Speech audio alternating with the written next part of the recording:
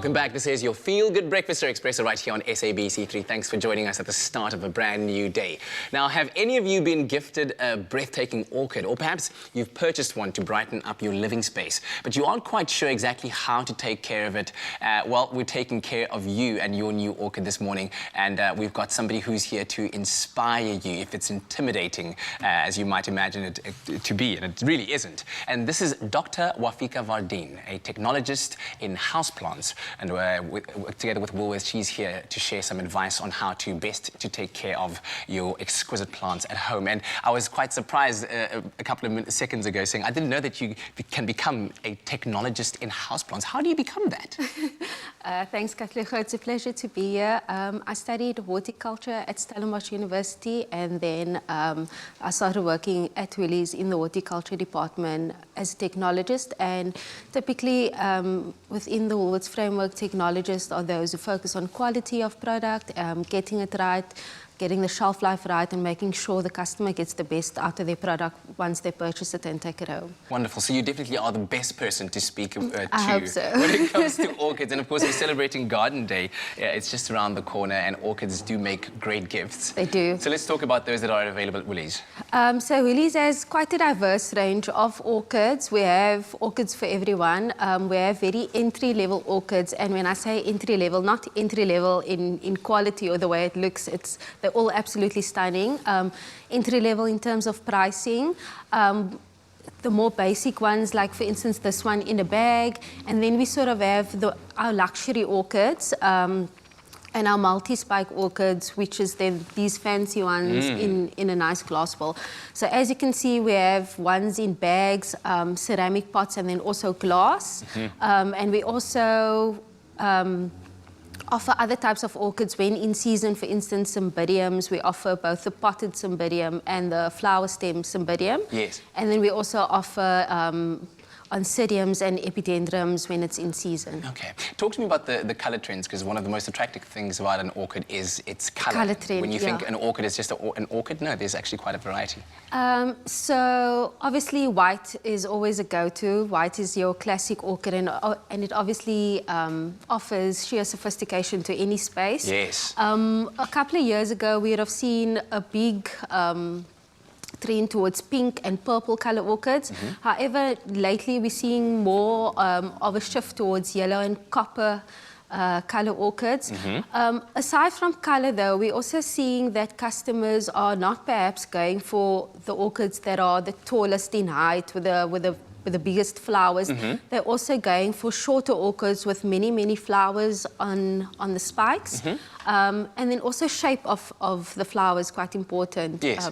In orchids. All right, so when it comes to taking care of them, let's start first by understanding where to best place an orchid in your home. Okay.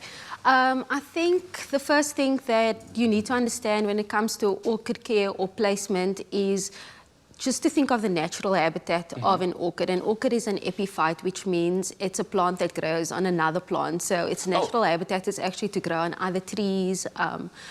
And with that being said, you can just think of that whole environment. It's free, it takes up the air around it, it gets light, but not necessarily direct light because it's under a canopy of from the tree that it's growing on. So when you purchase your orchid, I'd say the most important thing is just to carefully think about where you're going to put it inside your home, because that will ultimately affect the temperature around it, airflow around it, as well as the amount of light that it's going to get. So you don't want to put it in a place where you're going to open a window or door and it's constantly going to get that draft of cold air coming through. You also don't want to put it where you're going to disturb it all the time. So I'd say you put it in a place where it's going to be disturbance-free. Yeah, kind of minds its own business. Yeah, exactly. So where you want to put it is where it can get a lot of light, but not direct sunlight, because direct sunlight's also not good for the leaves. The leaves can get sunburnt, and then it gets like a red coloration on the leaves.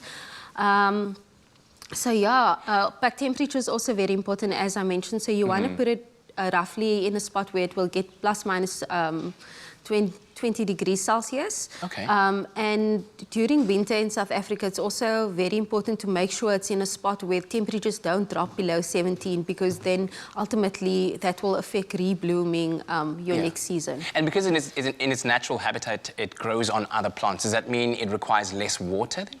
It requires very little water. There are, I think this is like the most common question and probably the most important question for orchid care, because I think ultimately if you get the watering right, you're A for away. Yeah. So 2 things to understand when watering is first the potting medium.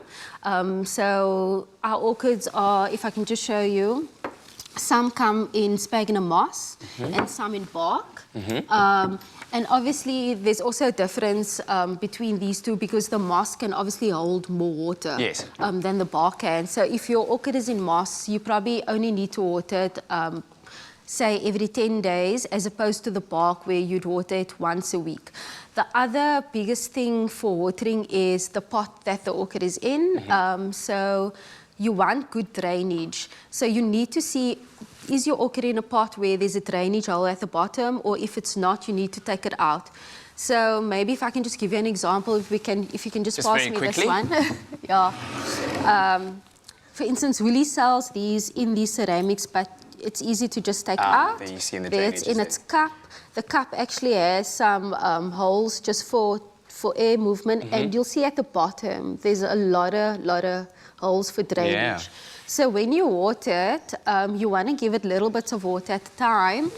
I'd say roughly 50 mils a week, and you want to make sure that all that excess water just drains out the bottom. Yes. Yeah. Dr. Wafika Vardin, thank you very, very much for all of that information, and hopefully that's helped you understand orchids a little bit more, especially as we look towards celebrating Garden Day very soon.